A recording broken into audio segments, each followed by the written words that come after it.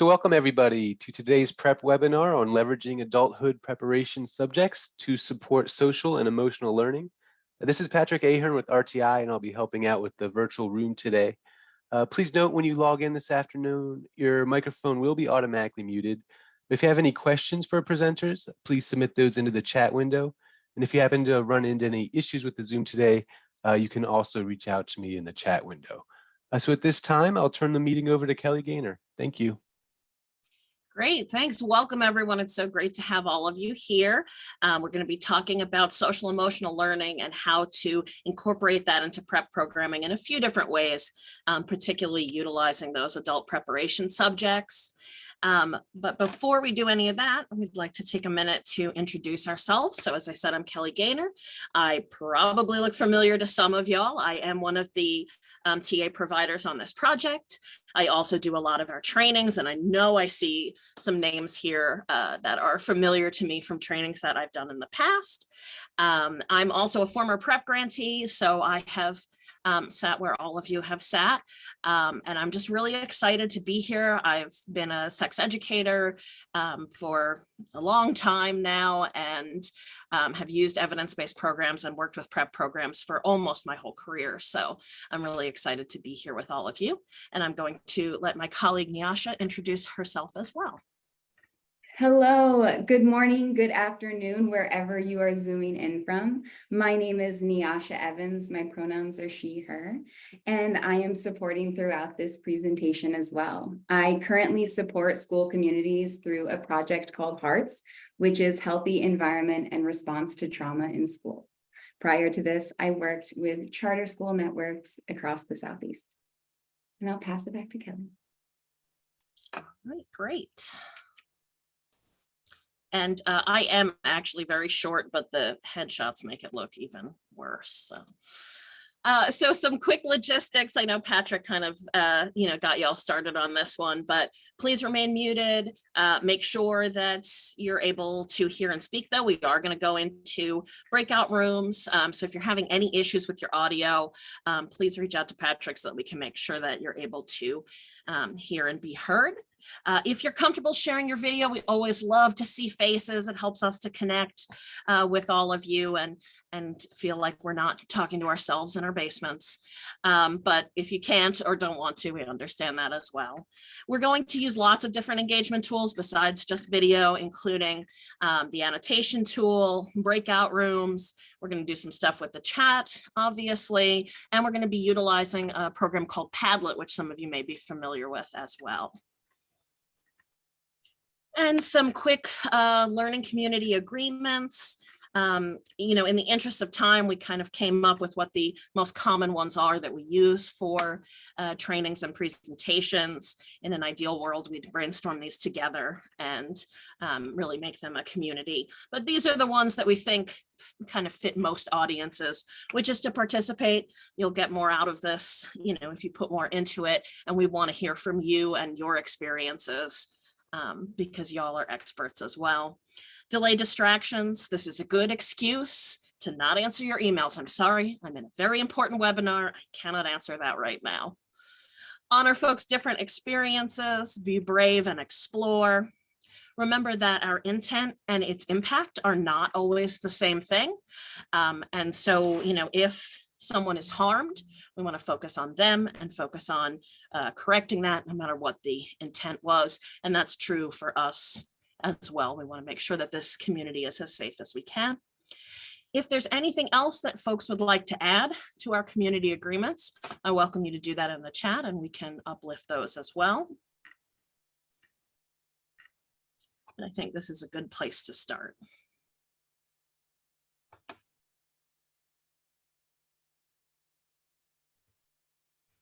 And while you're thinking about that, I'll go on to our objectives. So here's the plan for our hour and a half today. We're going to define social emotional learning, emotional intelligence, and trauma-informed education. We're going to make sure that you have the tools to think about at least 3 ways that adult preparation subjects support social emotional learning, and identify at least 2 strategies for incorporating SEL into your evidence-based intervention. So that is the plan.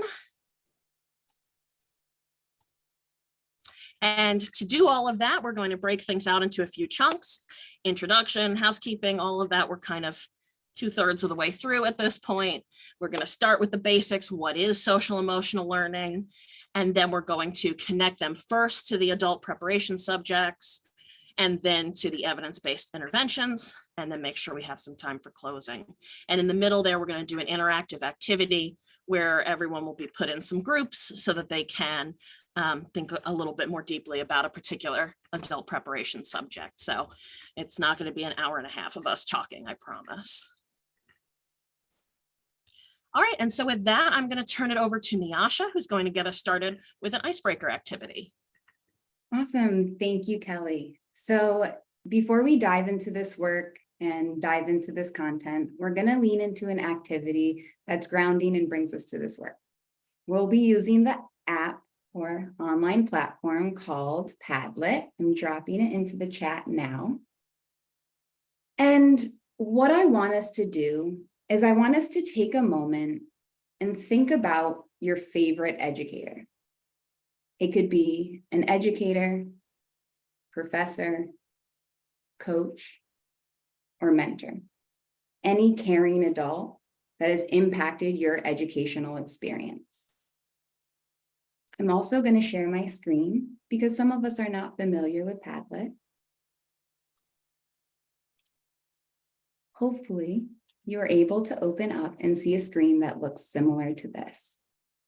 When you're thinking about these feelings, how this educator made you feel, I want you to take a moment. You'll go to this plus sign and you can click and start typing. Thinking about how this educator made you feel, how they encouraged you, and just really leaning into that.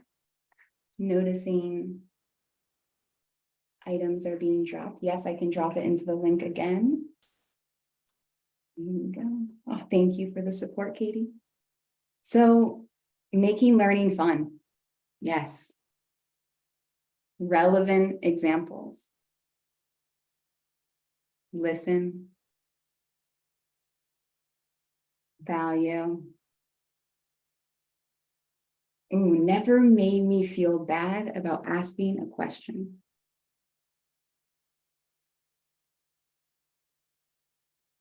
Friendly. Noticing a theme of funny and laughter. Joy.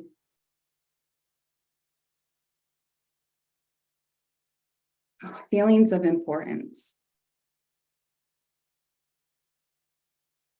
Communication.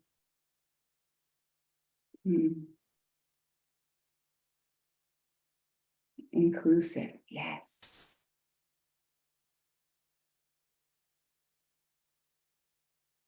Valued.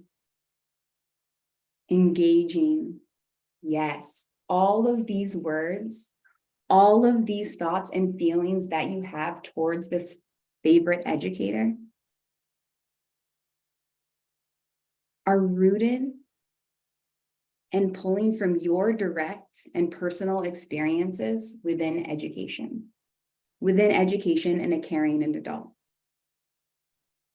All of these character traits, and I'm going to continue, all of these character traits and strategies are pulled and embedded in social emotional learning and curriculums. So I hope this activity brings you back to your why you're in this work, why you're an educator, why you're a leader, why you are taking the time and diving in, because it's all right here. This is why we do this work. Yes, this is amazing. So always coming back to our why is such an important reason. Thank you all for participating with that grounding activity. I hope you're ready to dive in and grow your brain.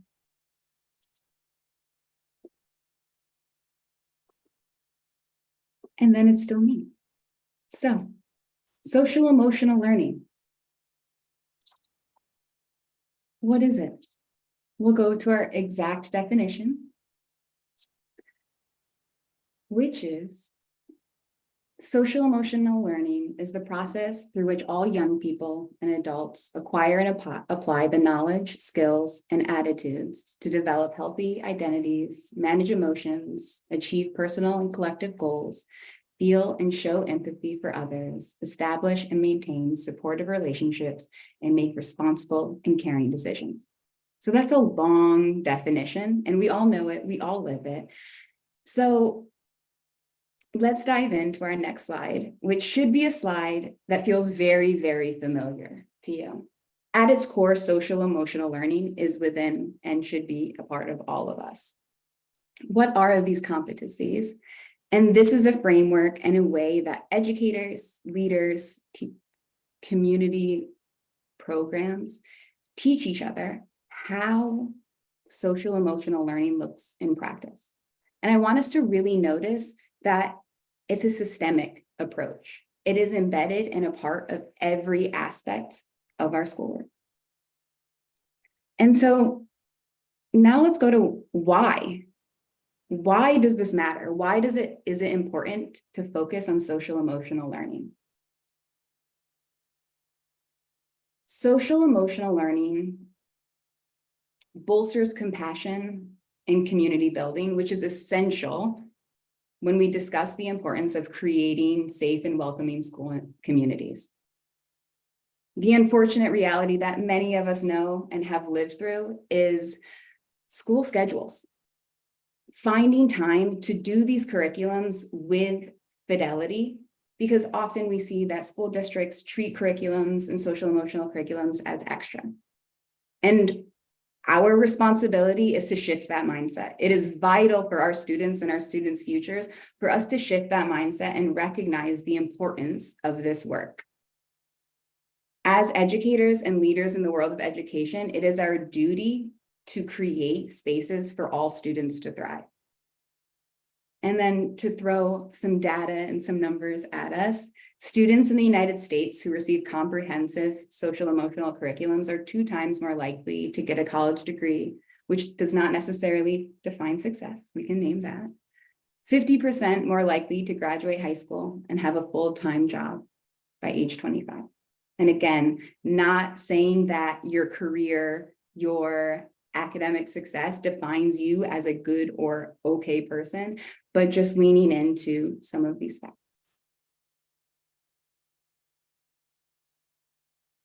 All right. And with that, we are going to next dive in to a moment of peace. So to break up heavier content, and as we are learning, it's important to metabolize some of this stress, to take a moment and recognize when there is a need and a cause for a pause. So I want us to take a moment as you're signing into this webinar, in your office, in between meetings, in between your next fill in the blank, and notice that it's okay to take a moment. Notice how you're feeling right now. I encourage you, if it feels right, to put your hand on your heart. Notice how it feels. I'm going to invite us into a slow, quick breathing exercise to see how it feels in session together. So taking a big breath in through your nose and out through your mouth.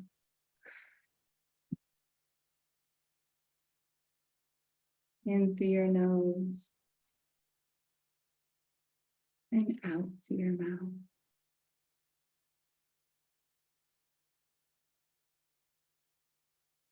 Two more times, just like that.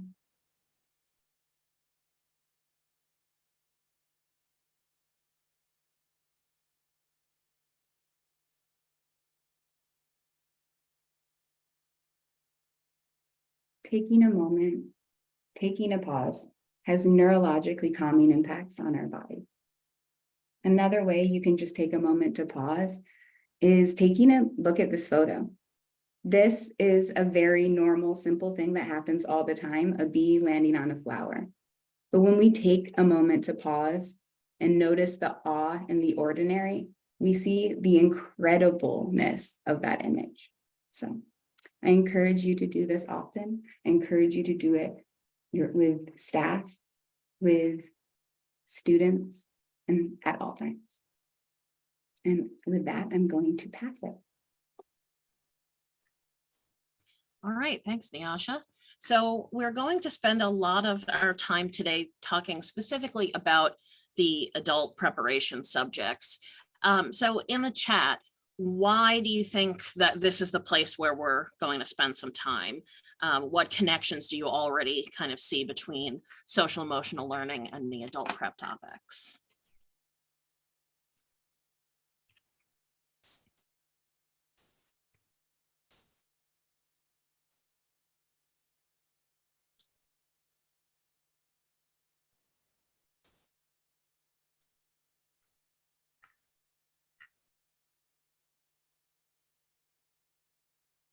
Yes, I can certainly ask the question again. Why do you think we're talking about, if we're talking about social emotional learning, why are we connecting that first to the adult preparation subjects? Why do you think that? Why do you think that is? Okay, so I see they can fill gaps that our primary programming may have. Absolutely. Adult prep relates to life skills that's also learned in SEL. Yeah, if you think back to the circles, right? The life skills was one of the chunks there. It can help folks to develop social emotional learning, leverage opportunities to meet the needs of the community. So we may have more flexibility where the APS are involved. And so we can, meet people where they're at in a little bit more of a way. Enhance youth emotion and social skills. Yep, I'm loving all of these answers. Just going back, learning how to connect and engage properly. For some, you may do your adult prep before your curriculum, so it might be a good place to kind of set the tone for what's going to come with the rest of the program. Yeah, awesome, great, thanks folks. Yeah, so just to refresh everyone's memories, adult preparation subjects, we're talking about adolescent development, healthy life skills, healthy relationships, educational and career success, financial literacy, and parent-child communication. And so if you think about these 6 different topics, there's a lot of room for social emotional learning to take place. And I have a colleague who says that any good health education is social emotional learning. Like the goals of social emotional learning and of health education are very similar, and there's a lot of overlap. We can see with healthy life skills, with educational and career success, we heard those great statistics from Nyasha a few minutes ago about kind of preparing folks for the world, parent-child communication. These all tie very neatly in with the social emotional learning diagram, and we'll see that visual in a few minutes. But first, it's time to make all of you stretch your brains a little bit. And so what we're going to do is we're going to divide into breakout rooms. I think we're going to do six rooms, 1 for each adult prep subject. And so in your small group, the name of the group will be the adult prep subject you got. So you can just check that there. And you're going to think about like, what are some ways that we can incorporate SEL into your group's topic? So if you have parent-child communication, what's an activity you could do? Or if you're already doing, activities related to that topic for your students, in what ways are you already incorporating SEL, and what ways can you kind of bolster that message? And so we'll be in breakout rooms for 15 minutes. Make sure to have someone take notes and be prepared to share when you come back, have someone be a reporter. And what I will do, or ask Nyasha, can you pull up Castle's website quick and put the link to the circle graph chart? I don't know what you call it, but put a link to that in the chat so that folks can kind of look at it while they're thinking about their adult prep subject, just for folks who aren't as familiar with social emotional learning and all the parts and pieces. So before we go into breakout rooms, what questions do folks have about what we're going to do?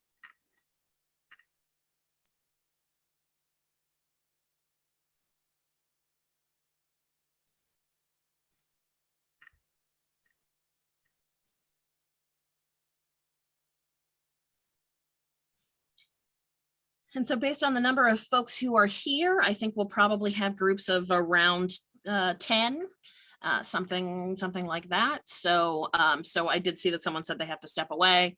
No problem. We have other folks who'll be in the group there to kind of work on it until you're able to come back. So again, you'll be in breakouts for 15 minutes. You'll have a particular APS topic that you will be assigned. Come up with some ideas of how you can integrate these two things and be prepared to share when you all come back. And Nyasha and myself and some of the other RTI folks and all will pop into the rooms too to check on how y'all are doing and answer questions. All right, so with that, I'm going to ask Nyasha to open the breakout rooms and we'll see you back here in 15 minutes.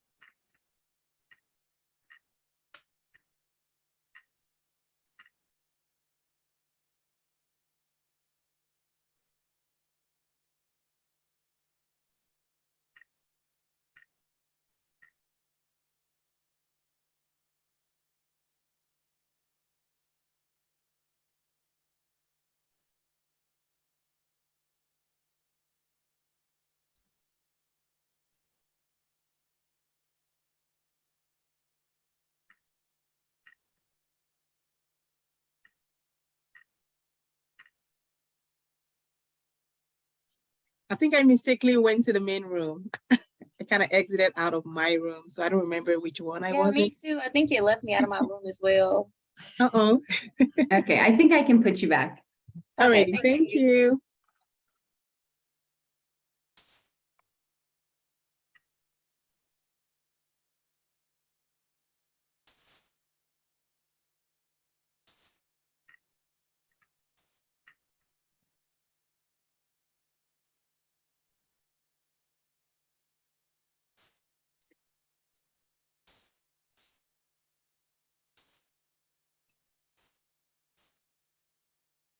Hi, everyone. This is Ricky here, project officer. So I'm just on the call. I decided not to go into a breakout room. So I'll just hear back from them when they come back in 15 minutes. But this is a very nice tone to the webinar, and I really like the Padlet. I'd never used it before, but it was really cool and neat to see people put photos and GIFs and all those things. Yeah, it's a great tool. We like to use it.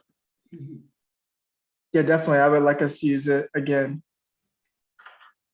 Yeah, it's also great for education, like HIV risk continuum activities. It's Mhm. great for doing those virtually or for doing them just like social distancing, because everyone can just do it on their computer. Yeah, definitely. The more interaction we can get on webinars, the better I think they are. That's our motto. Also, as former educators, we need some engagement, right? We needed a couple of activities. Right, right. Awesome. Hey there. I'm still waiting to get put into my breakout room. It took Oh. me out of it, but So apologies. I will add you to a new room now. thank you. Yeah, and if anyone else who's here in the main room, if you're having trouble getting into your breakout room or have some other needs, just let us know.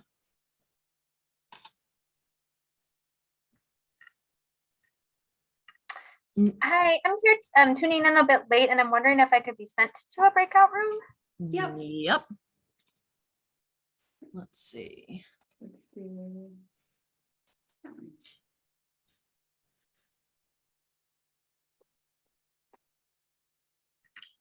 Okay, according to my list, Nyasha and Michelle are the only ones not assigned to one, so everyone else has been assigned.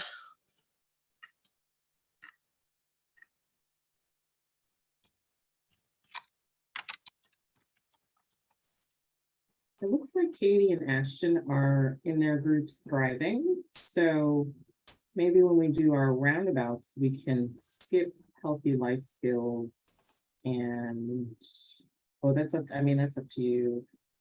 Katie's in parent-child communication, and then Ashton is in healthy life skills. And it looks like they're jamming along. So we could pop in on them, and Lisa's in healthy life skills as well. Yes. I'm going to jump into educational and career success because there should be more people in it than I'm seeing, so I just want to check and make sure. And Kelly, Alright. Lisa is requesting that the questions are dropped into the breakout sessions again. Okay, you know what I can do? Brainstorm strategies. I can just screen share to the breakout rooms. Oh, That's a thing now, which is super cool. that is cool.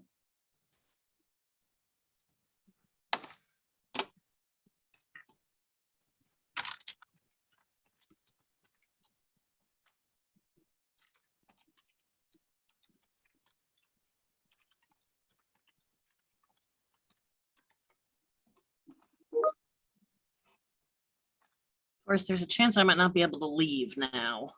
I'm just realizing because I'm screen sharing. That's okay. I'm happy to jump in. Where were you gonna go? I was going to go to education. Okay, I will go there first. Awesome. Thanks, Michelle. I'll do that.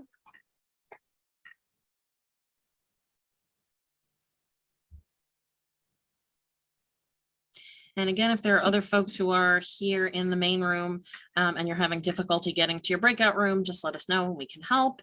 And if not, that's okay too. So.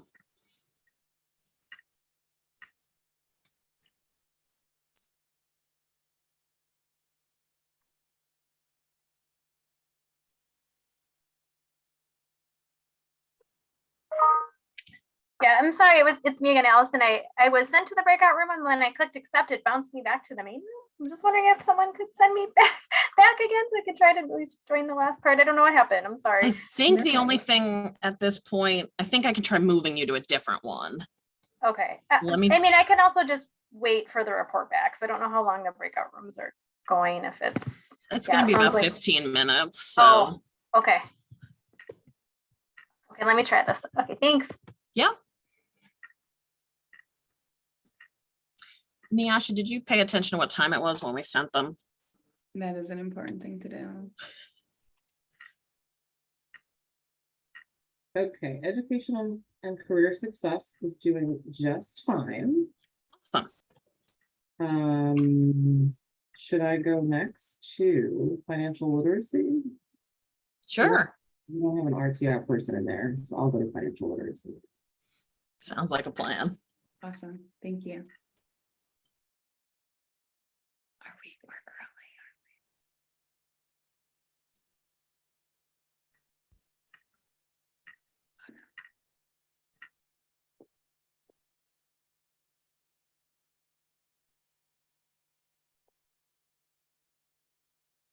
You're doing math, aren't you, I'm Nyasha? trying. The math is not mathing though. Okay. Counting backwards. How about 340? We pull it back because that's a round number. Yeah, I like that number. And they've been in there at least a couple of minutes. So Mhm. I think that's an okay amount. And with the issues of people logging in, I think it's okay. yeah, And we're going quick. I can also send a 2-minute warning when we're getting down to it, or we can close it, if it seems like the groups are. Financial literacy is doing great. Awesome. Parent child communication has Katie. I'm gonna let that roll. Healthy relationships doesn't have anyone. I'll jump in there next.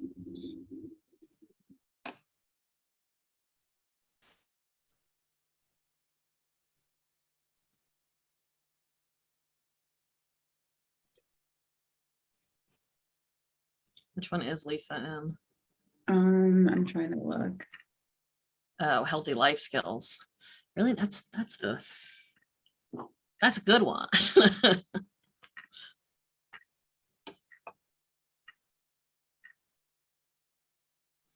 Should I jump in? Yeah, sure.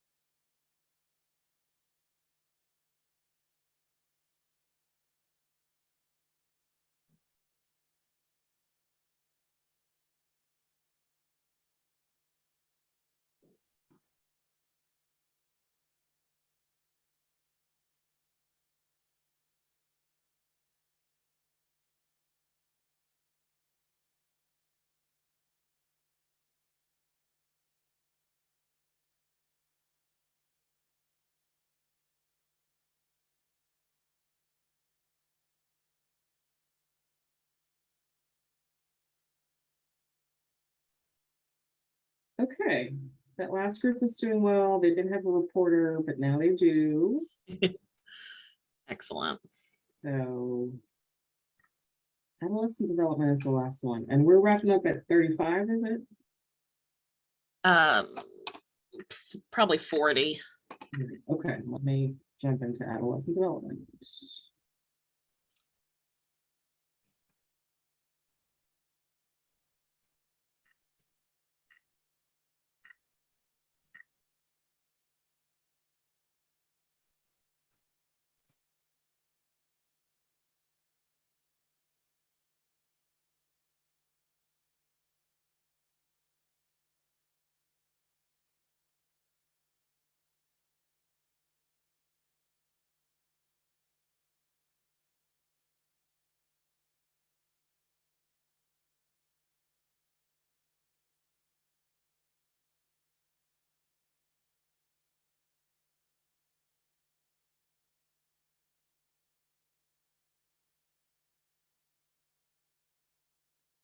They were doing good as well. Excellent. Nyasha went to Healthy Life Skills, I think. Lisa's in there and said they were a little shy. Oh, okay.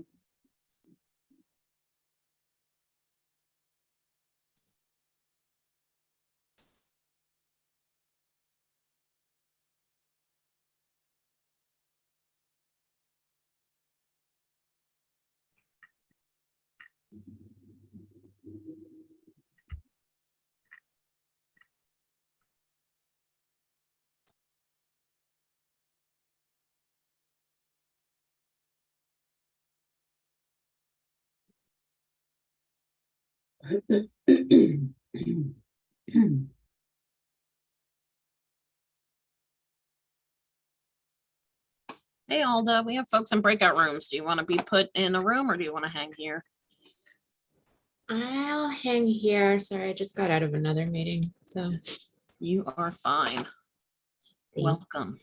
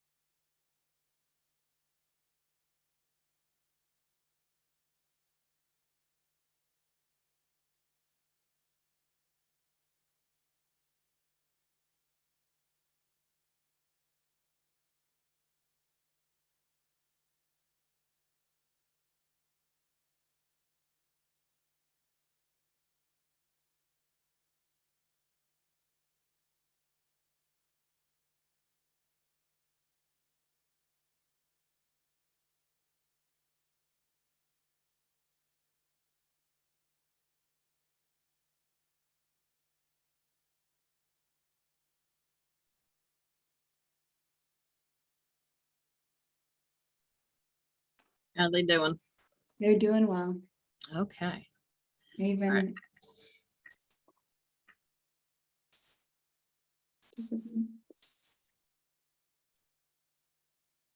I'll broadcast a message for them to thank their partners so we don't abruptly close.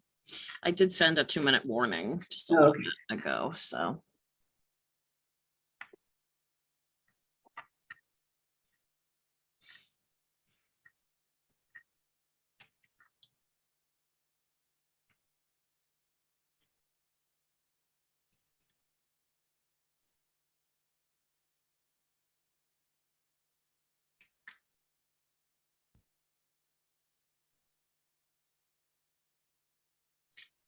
All right, I'm gonna go ahead and close the rooms.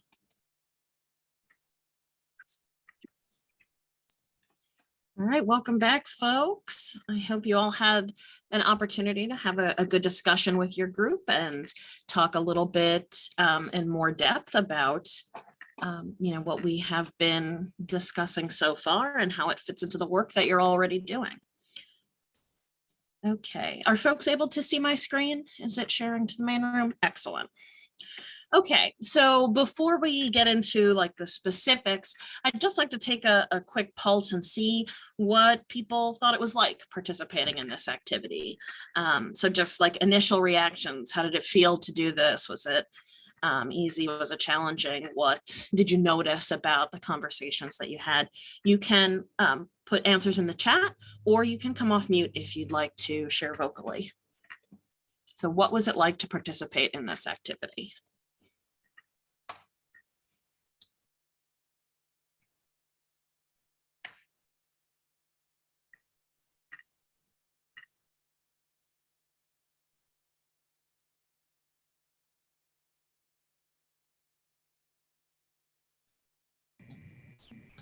I think you got a feel for what other people were, ways to engage the students and the parents and the total community per se. That makes any sense. Yes, Ken, it does. Yeah. So one of the benefits of being put in random groups is you get to talk to folks, maybe you don't know them, and you get an opportunity to see what other people are doing and bounce ideas off each other. I'm seeing in the chat and just discuss and hear like what people are doing that's similar to what you're doing, and also hearing what's new to you. Awesome. Thank you for sharing all. Any other comments either in the chat or vocally before we actually dive into what some of the strategies were? Yes, this is Russell Dunning. I think that it's always refreshing for us as adults to experience the things that we often are asking our youth to do. You know what I mean? We're often in the best intent asking our teens to do a lot of things. So it's great having to sit in that type of experience, from an adult look. So yeah, thank you. I feel very strongly as an educator myself that like if you're going to make your students do something, you should be comfortable doing it too. And so as a quick example, I used to do a body image activity where you'd have people draw themselves, and I would always do it with students because it built that trust that I was going to do it as well, and it gave me a feel for like, how emotional is this for me? How does this feel? How does it change every time I do this activity? And so it's really useful. But yeah, I like that getting into these groups and having these discussions kind of gives us a feel for some of the activities we do with our young people. And I do see that one group is sharing that it was sometimes kind of hard to think of ideas if parent-child communication isn't in the adult preparation subjects that are covered. Yeah, so not everyone covers every single APS. So, and you were put into groups randomly, so you may not have one that you're super familiar with. I know when I was working on this and the financial literacy one came up, I was definitely struggling with ideas because that's not one I've ever taught to before. So, but yeah. Awesome. So it sounds like folks had some good conversations. So now I'd love to hear what you came up with. So I'll invite groups, just tell us which APS and just, a quick summary, a couple of things or one idea that, that your group had. And I'll call on people if I have to, but I'd rather let the groups decide for themselves. Hey, Kelly. So it's Brenda here. So our group, we had healthy relationships. And one of them, we had a bunch of different ideas, right? But one of them that stuck with a lot of us was Miss Betty's idea of an index card. So at the end of a group activity or at the end of the day, what she would have is an index card and she would call it IRL. So in real life. So what she would ask them to do is to think about everything that was discussed during that session and think and write down what you want your future self to remember. What are you going to take away with you from today? What are you going to use in your real life? So she compared it to like math, where sometimes you're in math class and you're like, well, when am I ever going to use this information? So we don't want them to think that. Instead, we want them to say, how am I going to use this information? Awesome. I love that, Brenda. Thank you for volunteering to go first. Yeah, so kind of a grounding activity at the end to help folks, really think about like what do I want to take away from this? What is important? Sometimes we're teaching these skills way before students are going to have to use them in the contexts that we're talking about, right? Let's say refusal skills when it comes to sex. But we can help people see that refusal skills can be used for other things as well. It's not just about saying no to sex. It's about, peer pressure in other forms as well. So giving people a minute to say, okay, what are you taking for later? And what are you taking right now? Love it. Other groups. Hi, this is Maria Walker. We can go next because we actually also had healthy relationships. And we talked about a few things too, but the one that kind of stuck with us was doing like role-playing activities, creating scenarios or having the students create scenarios, or if you're working with a curriculum that has predetermined scenarios, and having the students kind of practice these skills and techniques to help them have safer and healthier relationships and to gain confidence. And to also teach them that, it's okay to set healthy boundaries. It's okay to say no. Yeah, excellent. So I'm hearing communication skills. I'm hearing incorporating into existing role plays, but also possibly creating new scenarios, and that the practice is part of what we're talking about, but it's also about, gaining the confidence to use the skill. All right, excellent. I see Katie's hand up, so let's go to Katie next. I was in the parent-child communication. I was the note taker for that group. And we talked about a couple different things, including thinking about like activities that parents and youth could do together, potentially like community service activities or leaning into opportunities for volunteering, that sort of thing, are part of the group. Another grantee has a family night that's required to be part of their program, where the young people present a skit about what they've learned, and then it opens up an opportunity for small group discussions afterwards. And many of the groups, we're talking about ways to help parents and young people open up lines of communication and sort of stay connected in relationship during kind of the adolescent years, and helping parents begin to talk about, I think, just what the last person just said, like their values around sexual health, or what they want to talk to their parents about, or their young people about, what it was like when they were kids, etc. That's what we talked about. Excellent, Katie. Sounds like y'all covered a lot of ground. I especially liked the parent night where you do the skit about what you learned. I think that's a great way to sort of include parents. but do so on the youth's term and to kind of start a conversation. I think that's awesome. All right, so I see 2 more hands raised. Andra, do you want to go next? Sure. So our group was adolescent development, and we talked a lot about the self-awareness and self-management of social emotional learning. We talked a lot about the hormones of adolescent development, around PMS, emotions, managing your hormones. And so, how to understand them, how to manage them, games that you play maybe around that, and just really helping to understand how to control them or what's part of them, and then meditation, mindfulness around that. And then we talked about responsible decision-making, that part of adolescence is, you're learning to spread your wings. You're supposed to grow up and you're supposed to get that independence and hopefully one day move out of the house and move on your own. And so, that's part of this process. And so you're learning how to do that, and you need to learn how to make those decisions while you're doing that. So, yeah. Excellent. Yeah, I feel like I've taught many puberty lessons and heard other folks teach puberty, and there's always a conversation about how it's totally normal if you suddenly burst out crying or you're happy one minute and then sad the next, but there's never any tools for how to deal with that. That's great, but if I have things to do, I can't sit here and cry, or I have to figure out, when can I find the time to manage those emotions so that I can still do the things I want to do. So I really like that, kind of skills focused. Okay, let's go to Osemene. Is that right?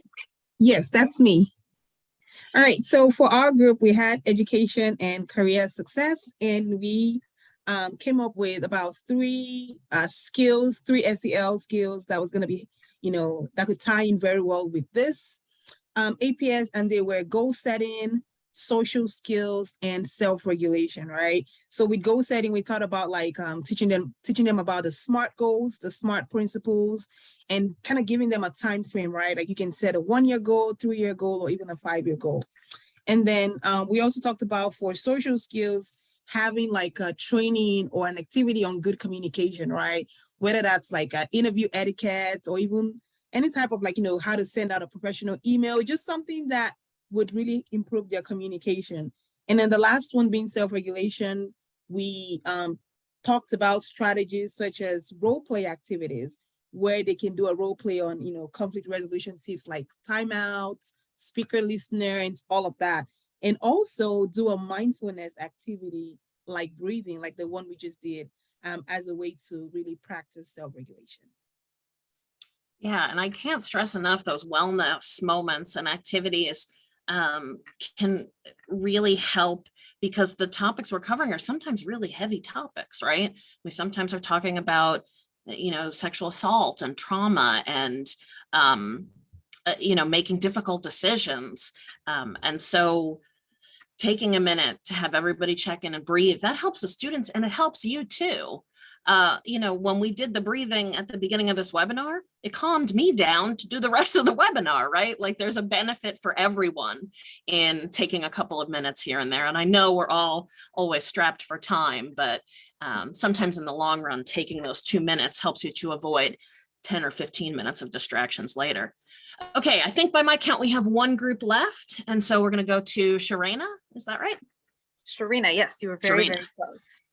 All right, so we were the financial literacy group, or at least one of them, I can't remember how many there are of everything, but in addition to providing sample budgets or just little activities to help walk students through safe scenarios of like money management and whatnot, we also talked a lot about, I think, reflection and discussion, which may seem a little bit on the boring side, but it was more so like in the context of your school, what kind of resources do you see your school being able to provide for you? And talking about your family, what kind of spending habits does your family have in terms of spending versus saving money, and on what are their stances on it? What's their history?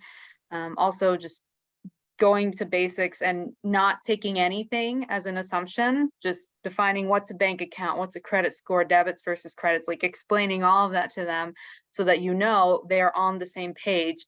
And that in the long run will help them be able to figure out, okay, what do I want to prioritize? What do I consider a need versus a want? One activity that we also talked about is in regards to relationships. Money can be a really big sticking point for a lot of marriages, for a lot of cohabitating couples, for anyone who shares a bank account. And so highlighting, well, do you feel comfortable talking about money? If you don't feel comfortable talking about money with your SO, maybe that's another thing to potentially think about, and just, feeding that line of thought so that yes, money is serious, but it's something that you should try to be comfortable with as you learn to be eventually, to whatever degree, independent in your own life. Yeah, excellent. Thank you, Sharina. I think, we talk about how we have these difficult conversations. We maybe think about financial literacy in almost a separate category, right? That it's just about math and numbers and it's not personal, but money is very personal and people have values around it and people have histories with money and with spending money, and tapping into a little bit of that can help to make the rest of it stick, right? It's one thing to say, here's the difference between a credit card and a debit card. And it's another thing to help someone, understand why, they have an impulse to buy things when they're having a bad day, why they never seem to be able to save any money, what's actually going on there. So the third question was just how will you work towards incorporating SEL into your programming? Y'all did such a great job with this activity. I can already see the places that you're already connecting it, and we've heard a lot of great ideas already. But I'll open it up if anyone else would like to share, one way that they might incorporate SEL now having done that activity. And then I'm going to give you some examples of activities as well.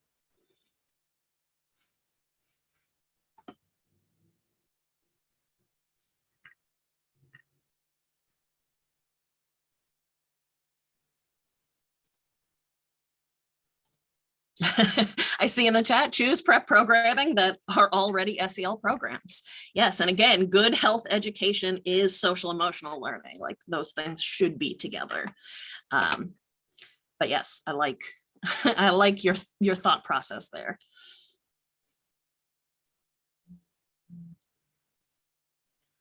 All right, well, I'm going to show you some ideas as well, so you have some more tools in your toolkit, and then we're going to talk about the EBBIEs themselves, if my slides work.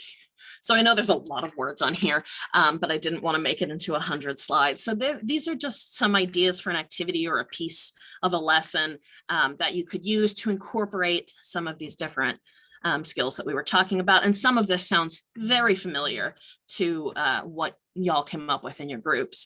For adolescent development, I think this is exactly what y'all talked about, brainstorming not just the physical changes, the emotional changes, maybe doing that separately from the physical changes, and then having small group discussions about ways to self-regulate when you feel out of control. For healthy life skills, create some kind of a decision-making tool. Some curricula already have these in them, right? Stop, Think, and Act is the one for making proud choices. And then students work in small groups to use that tool in various scenarios, like your friend asks to copy your homework. How do you decide what to do? So then for healthy relationships, an activity about communication, which I think I heard the groups talk about as well, and just practice using assertive communication in relationships. For educational and career success, thinking about the kind of the social world of being in an interview. It's a different experience for a lot of young people than anything they've participated in before. So have people watch a job or college interview and discuss what are those social skills that you need, and then create like a checklist in small groups. Notice I keep saying in small groups. Big fan of the small group activity. And I think that's where a lot of social emotional learning happens, in those smaller groups.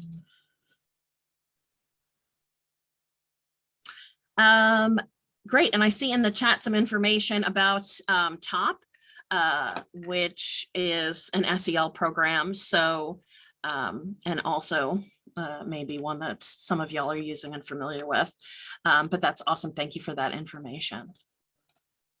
So financial literacy, debating the pros and cons of buying something versus saving it, journaling about a time, when they bought something without thinking, and, kind of teasing out the difference between something that's spontaneous and an intentional purchase.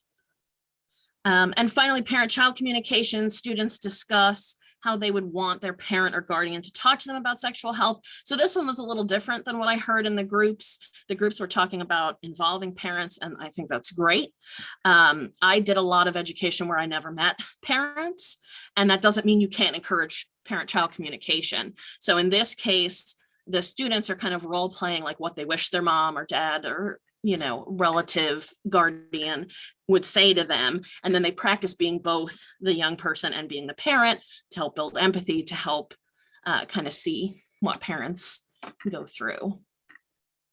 So these are just some suggestions. There's lots and lots of other ways to incorporate these, but these are small. They're not entire, lesson plans. They're little activities that if you're already doing a healthy life skills lesson, you could add in a little piece, or you're already doing the whole puberty thing, just, reorganize the way that you do it so you can talk about the emotional piece separately. All right, so let's take a look at these two things together now, because now I think we have a really good sense of how they work together and why this is where we started.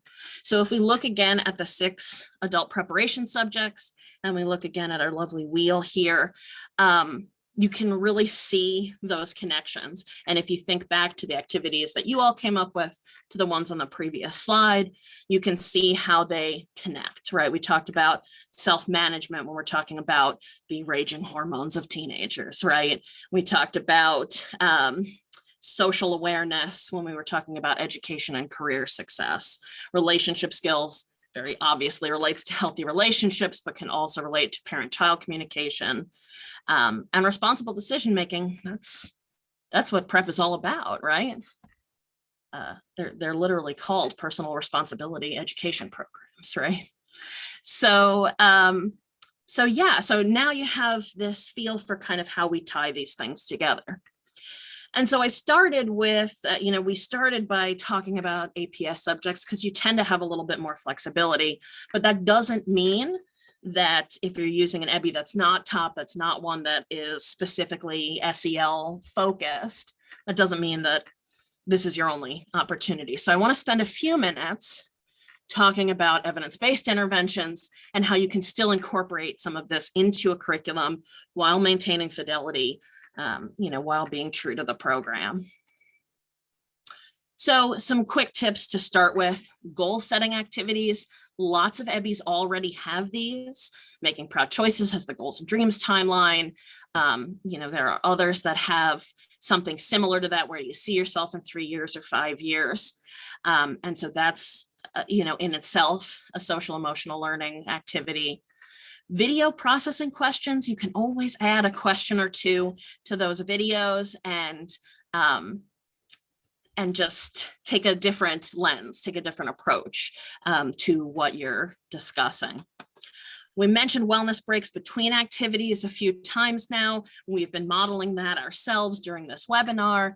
But, after the condom demo, when everybody's like super excited, bouncing off the walls, or grossed out or upset, or, whatever the situation might be, taking a minute, doing a few deep breaths so that you can gather them together and move on to the next activity. And adding and incorporating active listening skills during role plays. The role plays tend to focus so much on the person saying no, and we'll talk more about this in a minute. But making sure that we're also focusing on like, how could person one be listening a little bit better, or, show them that you heard what they said, show them, paraphrase, repeat back, things like that. So these are some small ideas that are kind of general. Now I'm going to give you a specific example, and I'm using Making Proud Choices because it's the curriculum that I'm the most familiar with, but I know that Reducing the Risk and Positive Prevention Plus and all of these curricula have some version of this, right? Which is the refusal skills.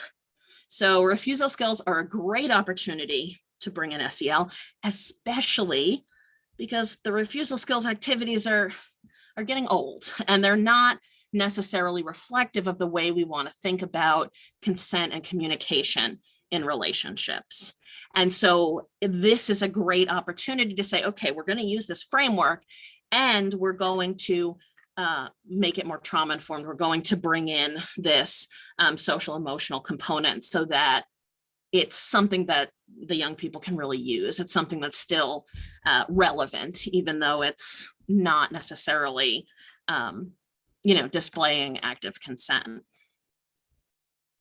So, and for folks who've been in my trainings, you probably have heard me say this directly. This may be a direct quote. But so you do the SWOT activity, you go through the 4 steps, and what you're supposed to say at the end, what it says in the book is, you did a great job with that activity. Now we're going to do role plays using the SWOT technique and the observer checklist.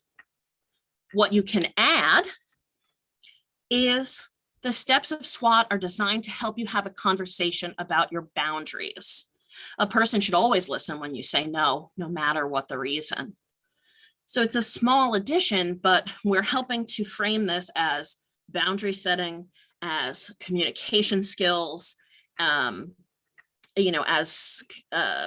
healthy relationships versus here's how you say no when someone isn't listening.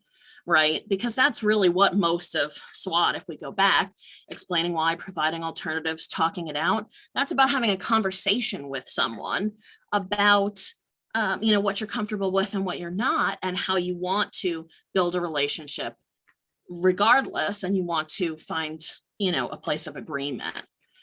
So, of course, quick caveat, make sure you check before you make adaptations, but this is a pretty small thing to provide a little bit of context. And so then when you go and do those role plays, here's another opportunity to bring some of that in by adding some discussion questions after you do a role play or after you watch a video where, those refusal skills are being demonstrated. So for example, what does it mean to have self-control? How do you think person 1 is feeling right now, right? Talking about empathy. If you were in this situation, what are some ways you could calm down? You could even stop a role play in the middle and say, okay, it seems like person 2 is getting upset. What can they do to self-regulate? What can they do to calm down? If you were in this situation, how would you check in with yourself? How could you make sure that you're, being true to yourself? Or how can you make sure you're listening to your partner? Things like that.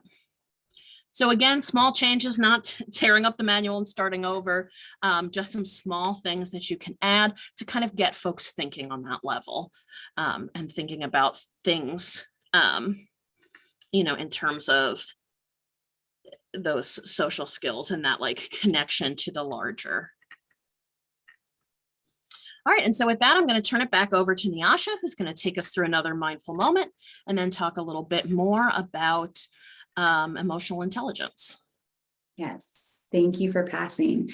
And just reiterating, the reason we're adding in these moments of quiet and these wellness moments is to model what you and your educators and your staff can and should do while teaching and learning. It brings me so much joy, and I love hearing folks say that they want to start implementing breathing techniques and breathing strategies into their daily activities and lesson plans. But I also want to stress that mindfulness is not just closing your eyes and being quiet. When I was back teaching and I did mindfulness in the class, I tended to lean into that until I did a lot of growing and learning on my own to really understand what is mindfulness. And I specifically chose this picture of a hand washing activity because mindfulness moments can be tactile and they can be a part of everyday life. Often, mindful moments and sitting with your eyes closed cannot feel safe for people. People who've experienced trauma, it does not feel safe to do that. So in our next activity, I invite us to pretend to be washing your hand. So reach your hands forward and just notice how your hands feel. Notice if they feel cold, maybe a little sweaty. Notice how they feel. Notice the backs of your hands. If you have ring, noticing the texture. You can do this with just your hands. You can do this with lotion. You can do it with an object, noticing how it feels in your hand. And so this is just another example of an activity you can do with your folks to bring you back to the space, break up some of that stress and all of the content that we're taking in to really metabolize so we can grow.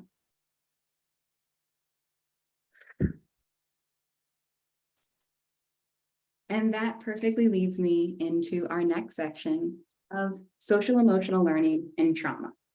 So to gauge our understanding, I would love to see your familiarity with the term trauma, trauma-informed lens, trauma-inducing, reducing, all of the things. If you're on camera, if you could indicate 0, no idea what you're talking about, we'll see. Trauma sounds like drama. 5 being, it sounds super familiar. I know this work is really important. If you're not on camera, feel free to give a thumbs up emoji if you fully understand, a thumbs down emoji. So on your hands, familiarity, 0, no clue, 5, knowing. It's pretty important. Yeah. I'm seeing, yes, seems like I'm in the right room. Awesome. So trauma, what is trauma? Trauma is an event that is extreme and harmful that an individual may experience. They experience it directly and it impacts them physiologically. It overwhelms our body and causes dysregulation and has lasting adverse effects. People who have experienced trauma can range. You don't know what trauma looks like because it unfortunately does not, fortunately does not have a face. So trauma can derail an individual's ability and brain functioning activity. It also can derail organizational functionality as well. So how does this connect to social emotional learning? And how does this fit in? Most social emotional learning curriculums are a tier 1 basis, meaning universal for all students. However, when we think of universal and we think of all students, we also think of those who have been impacted by trauma. So again, as educators and educational leaders, it's our duty to make sure that those students are constantly included and considered. And a way that we can do that is through the HEARTS principle. And just to remind us, HEART stands for Healthy Environment and Response to Trauma in Schools.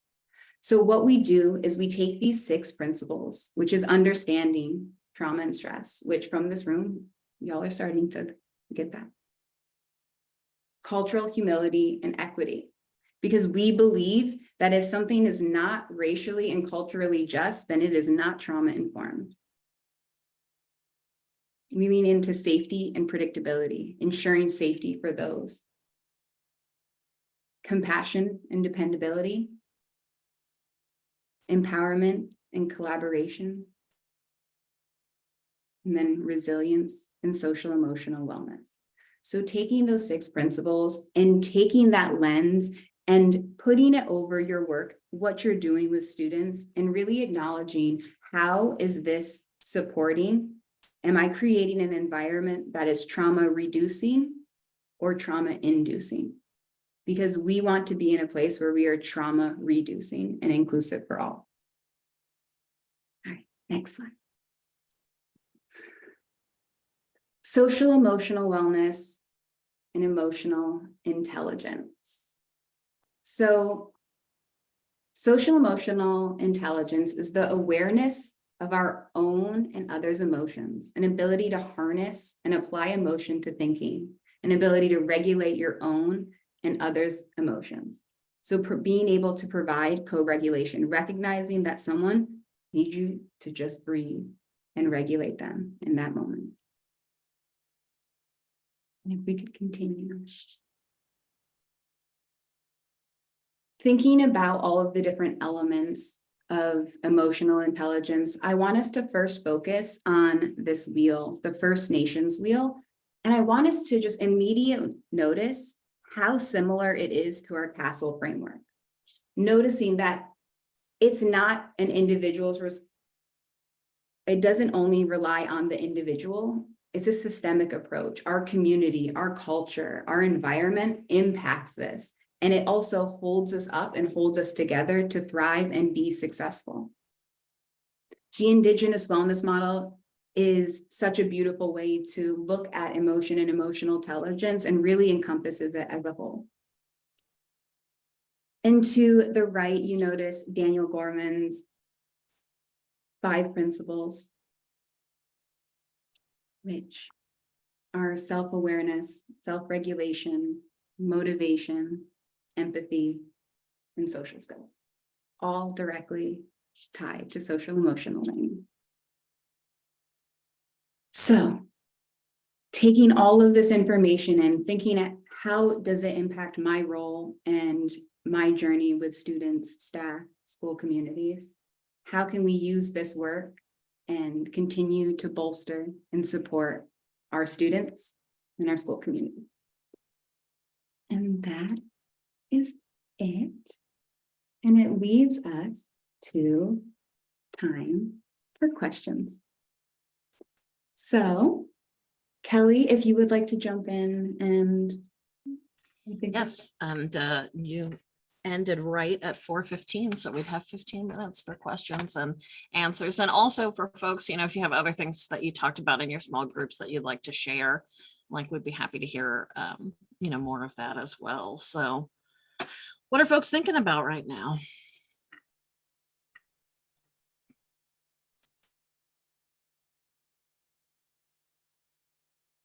Hi, this is Sharina again. I hope I didn't cut anyone off.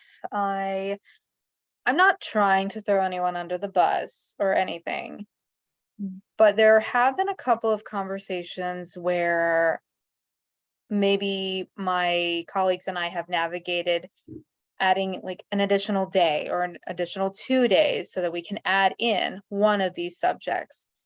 But sometimes the response is, yes, but we just don't really have the time. So we don't think we can fit it in, despite any talking points of the necessity or just really how timely these skills can be for young people. So given that, any thoughts or suggestions of how to kind of get over that little barrier? Yeah, so I will definitely jump in and say that I feel you. I know what you're talking about. Some of these programs are long. They're, you know, 8, 10, 14 sessions, and schools are always feeling the crunch and other orgs to get in all these other programs. And, you know, so being able to balance that is challenging. I think one of the things that could be helpful, depending on what your role is just presenting it from the very beginning, you know, that this is 10 sessions long, even if it's really usually only 9 or 8. You know, blame someone else, say like it's a grant requirement, like we have to cover this topic. This is you know, this is essential. We won't be able to offer this service otherwise. You know, I know that can be risky depending on your partnerships that you already have in place, but you know, I think it's worth remembering that in a lot of the schools and organizations that you're going into, you're providing a service for free usually, and often also with incentives and other things. And so it's okay to ask for what you need. Beyond that, if you still are unable to, if the school district just doesn't have time, if there's just not a way to incorporate that. I think finding those smaller pieces within the things you're already doing is probably at least a start. And it could start some conversations. It could cause some questions in your question box. It could help to make more of a case for you, right? Oh, I did this one little activity and I had 20 questions after it and we barely got through it all, right? To kind of make the argument that this is something that young people need.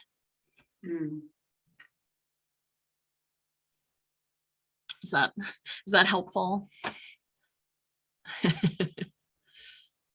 Yes, when in doubt, just blame it on someone else. I'm sorry, we have to cover this now.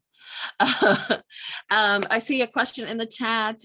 Do you have agreements with schools or agencies, letters of agreement of how much time you get with the students before you get started? Yeah, that's a good point. If you have an MOU in place or you don't, it might be worth thinking about having that in place and specifically saying that this is a 10-session program, and if one session gets canceled because of whatever reason, it must be rescheduled. Just having that list of like, these are the things I need to be able to provide you with this service.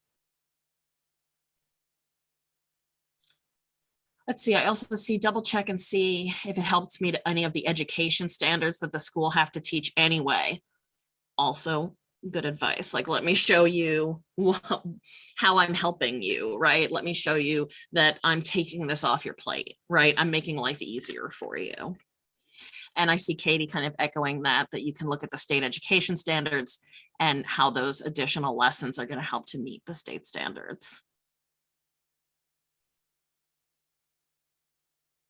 Excellent. Other questions or thoughts or things that you'd like to kind of bring to the discussion? We've still got about 10 minutes.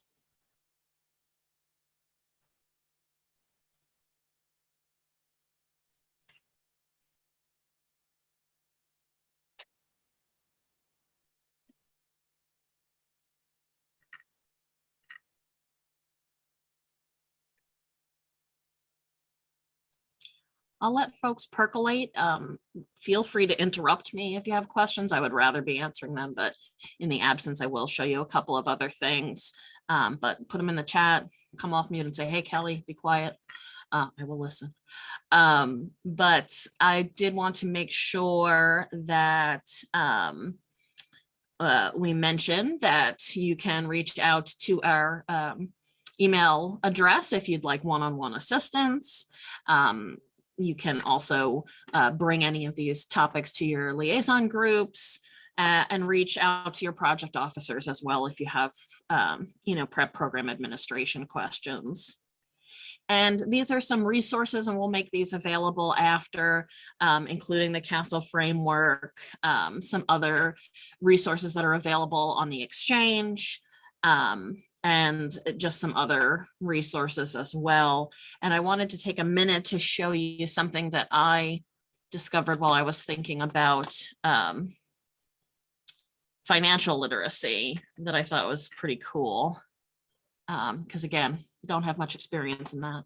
Worked for nonprofits my whole career, so what do I know about financial literacy? But I thought this was really interesting and I wanted to share it, and it makes a lot of sense. So this is from some organization that's called like the Money Club or something, which, setting aside the name, I thought this was really valuable. So it's a concept called financial intelligence.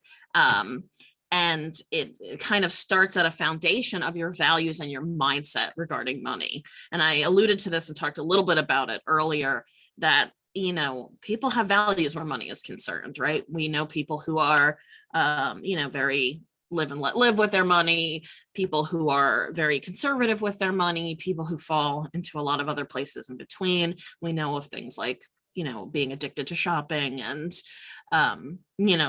struggling with being able to save. And if you start with those values, then you can figure out like, okay, what are these patterns of behavior? How can I manage my emotions around money so that I can make more sound decisions? And then getting into the habits and behaviors and learning about the mechanics of money and setting those goals. It's like if you tell a smoker, here's a picture of a black lung, you should stop smoking or this will be your lung, that's usually not enough, right? We have to figure out like what emotional need is the smoking, fulfilling? Why did they smoke in the first place? What does it do for them? What benefits does it have for them? And then start to think about like, what are the skills we can teach this person to help them not need to rely on cigarettes for those things. And so I think that this framework kind of addresses money in a similar way. And I thought that was kind of interesting for what it's worth. Money for what it's worth. Didn't do that on purpose, I swear. Okay, so let's see. It looks like in the chat we have a copy of the slides, which will also be posted to the exchange. So you will have all those lovely links. And it's also here in the chat. So are there other questions, other thoughts, other feedback for us? And that eval link is also in the chat one last time. Please evaluate so that we can continue to make these programs better and better for all of you and meet your needs.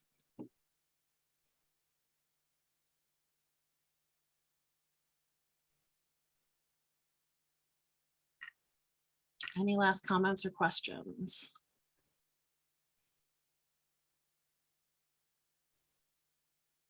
Well, I'd like to just take a minute to thank my colleague Nyasha for joining us and for bringing her expertise around social emotional learning and emotional intelligence. I'd like to thank the folks at RTI for hosting us and providing us with tech support. And for FISB for giving us this opportunity and bringing all of us together. So thank you all so much for participating in our activities and for bringing your full selves to our discussion today. And if you have any other questions, I will put my email in the chat. Feel free to reach out. I am one of the TA providers, so, you've got an excuse to reach out to me. All right, thanks all. Have a great rest of your day and happy early weekend.